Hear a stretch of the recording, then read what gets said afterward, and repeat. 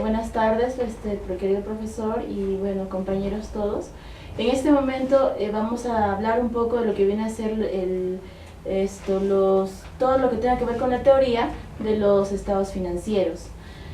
Como bien sabemos, en la actualidad los estados financieros van a reflejar una parte importante del desarrollo de una empresa. Es por eso que estos estados financieros tienen que estar a la orden y tienen que estar debidamente elaborados y sobre todo tener una adecuada interpretación para poder así minimizar los riesgos. Bueno, a continuación vamos a dar inicio a nuestra exposición. Leonor, ¿podrías explicarnos qué es un balance general? Bueno, si nosotros hablamos de un balance general, estamos hablando de la situación patrimonial de una empresa. Entonces, dentro de este balance general se encuentra contenido los bienes, derechos y las respectivas obligaciones de la empresa. Este balance general va a estar dividido en el activo, el pasivo y el patrimonio también. Muy bien. ¿Cuántos tipos de balance general tenemos? Bueno, si nosotros hablamos de los tipos de balance general, estamos refiriéndonos a tres específicamente. Bueno, el primero viene a ser el balance general, que es el comparativo, ya que muestra el estado financiero en el que se comparan dos elementos, en este caso 2 años. El siguiente tipo de balance general viene a ser el balance general consolidado, que es aquel que muestra la situación financiera y resultados de operación de una entidad compuesta por una compañía tenedora. El tercer tipo de balance general viene a ser el balance general estimativo, que es un estado financiero preparado con datos preliminares que usualmente está sujeto a hacer algún tipo de corrección.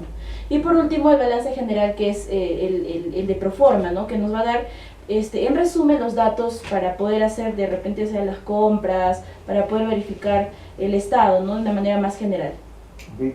¿Me podrías decir cuáles son las partes del balance? Bueno, si nosotros hablamos del balance general, esta posee 3 partes. Principalmente tenemos el encabezamiento. En esta parte del encabezamiento se va a colocar el nombre de la entidad, la razón social o denominación del ente, nombre también del estado financiero y la fecha de la que se está trabajando. Seguida de esto está el cuerpo, que es la parte más importante, es aquí donde se consideran todos los datos numéricos, y por último tenemos el pie, donde aparecen los datos de la persona que está representando legalmente a la compañía.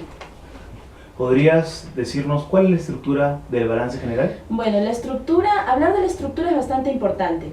Dentro de esto tenemos a los activos están compuestos de los activos corrientes, los activos fijos y otros activos.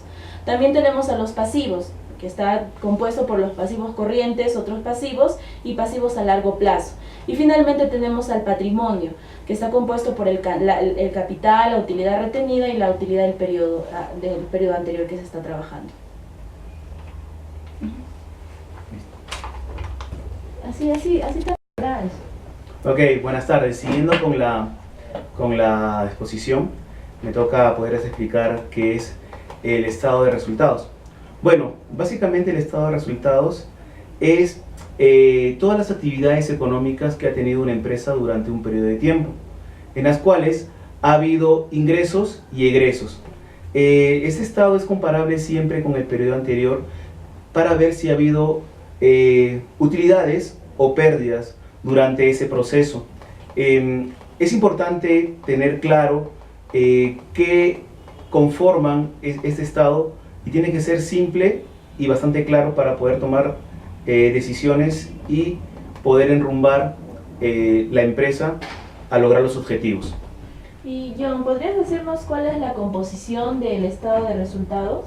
Bueno, se compone básicamente en 2 partes, en lo que son los ingresos y los egresos. En los ingresos tenemos todas las operaciones que generan dinero a la empresa y hacen que ingresen a nuestras cuentas, ya sea por ventas o por intereses ganados u otros ingresos. En la parte de egresos son los gastos que tenemos, como los gastos de ventas y los gastos operativos para poder tener la empresa funcionando. También están los impuestos y también están los pagos a personal. ¿Y cuáles son las formas de presentación de los estados de resultados? Bueno, existen 2, el método de naturaleza y el método de función. En el método de naturaleza representan los gastos de las partes que conforman el resultado por su naturaleza y no los redistribuye atendiendo funciones que se desarrollan en la entidad. Y bueno, y en el de función, ¿no? Los gastos por función se destinan en las cuentas que originan dichos gastos. Están los gastos operativos, perdón, gastos administrativos, gastos de ventas, y se destinan a esas cuentas. Y con respecto a la información que debe tener, ¿con qué información se debe contar? Bueno, la información que debe tener relevante para que un estado de resultados sea entendible, tenemos que tener los ingresos, ¿no? También los gastos o los costos de ventas, los resultados de operación, ¿no? Tenemos que tener también el impuesto a la renta, también tenemos que tener el resultado del periodo y la utilidad. Bien, y hablando un poco más acerca de las partes del estado de resultados. Bueno, como todo estado financiero o estado contable, tiene que tener un encabezado, ¿no? Donde está el nombre del documento, el periodo en que se está midiendo. También tiene que estar el cuerpo de contenido, donde detallamos los ingresos, detallamos los costos de ventas, los gastos administrativos, ¿no? Y todas esas cuentas que nos permiten generar si es que hay ganancia o pérdida. Y por último tenemos las firmas, en las cuales está la del contador, la del gerente, y en algunas oportunidades de algún auditor fiscal cuando se requiera. Ok, y acerca de la estructura, ¿nos podrías decir algo acerca de la estructura? Bueno, te digo, están las ventas, en las cuales representan la facturación de la empresa que ha tenido durante todo ese periodo. Están los costos de ventas, que representan todos los costos que fueron necesarios para la elaboración de la mercadería y para que ésta sea vendida. Tenemos la utilidad bruta también, y todos los gastos generales, que representan los gastos de ventas y los gastos administrativos. También tenemos lo que son la utilidad antes de la operación, y determinamos cuáles son los impuestos, y para determinar si hubo utilidad o hubo pérdida, para poder determinar cuáles son los dividendos. Ok, muchas gracias. Buenas tardes, continuando con la exposición, vamos a hablar sobre el movimiento de caja. El movimiento de caja son las variaciones de entradas y salidas de caja o efectivo en un periodo dado para una empresa. El movimiento de caja es la acumulación neta de activos líquidos en un periodo determinado y por lo tanto constituye un indicador importante de la liquidez de una empresa. El movimiento se analiza a través del estado de movimiento de caja. ¿Y cuál es el objetivo del movimiento de caja? Bueno, el objetivo del estado de movimiento de caja es proveer de información relevante sobre los ingresos y egresos de efectivo de una empresa durante un periodo de tiempo. Es un estado financiero dinámico y acumulativo. La información que contiene un movimiento de caja ayuda a los inversionistas, administradores, acreedores y a otros, ¿no?, a evaluar la capacidad de una empresa para poder cumplir con sus obligaciones contraídas y repartir utilidades en efectivo. También es para facilitar la determinación de las necesidades de financiamiento, identificar aquellas partidas que explican la diferencia entre el resultado neto contable y flujo efectivo relacionado con actividades operacionales. También conocer los efectos que producen en la posición financiera de la empresa las actividades de financiamiento e inversión que involucran efectivo y de aquellas que no lo involucran. Facilitar la gestión interna de la medición y control presupuestario del efectivo de la empresa. Y con respecto a la elaboración, ¿cómo o de qué manera se hace la elaboración de un flujo de caja? Bueno, usualmente el flujo de caja se calcula con una matriz con columnas y filas. En las columnas se disponen los periodos, por lo general meses, y en las filas los ingresos y las salidas de dinero. Tenemos entradas, que es todo el dinero que ingresa a la empresa por su actividad productiva o de servicios o producto de la venta de activos, ¿no?, que son subvenciones, etc. Y tenemos las salidas, que es todo el dinero que sale de la empresa y que es necesario llevar a cabo su actividad productiva. Incluye los costes variables y fijos. Para la elaboración es útil usar una plantilla de cálculo.